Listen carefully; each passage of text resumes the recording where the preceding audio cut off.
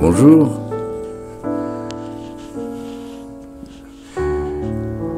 Bonjour. Ah, chef, permettez-moi de garder le silence. Ah oui, mais qu'entends-tu par là? Hein? Mais tu n'as pas peur que ça fasse du bruit? Mais comment ça? Garder le silence, c'est aussi obliger les autres au bruit. Eh ben, ils n'ont qu'à faire comme moi. Je ne suis pas convaincu qu'on puisse longtemps garder le silence. Ah bon? Mais pourquoi? Garder le silence, c'est éloquent, hein, ça en dit long. Mais chef, ça ne dit rien. Le silence, c'est juste un vide de son. Où se déverse un flot de paroles.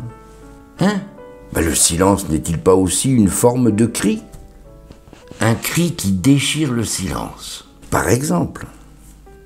Eh bien, on n'a qu'à taire le silence. Donc on en parle. Ah mais non, ce serait parler pour ne rien dire. Ça dépend de ce que l'on veut taire. Ah, pas faux, hein. Mais bon, là, il faut que je me taise, j'en ai déjà trop dit, chef. À propos de quoi? Mais quelle importance si on ne peut rien en dire? Pas faux. Maintenant, concernant certains sujets de conversation, prétendre qu'on ne va pas en parler, c'est déjà beaucoup en dire, hein. Il y en a des spécialistes, hein, qui parlent beaucoup à propos de rien.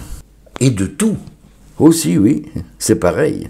Ah non, chef, vous pouvez pas dire que rien c'est comme tout, c'est forcément tout ou rien. Oui, on va pas entrer dans le débat, ça a déjà été fait.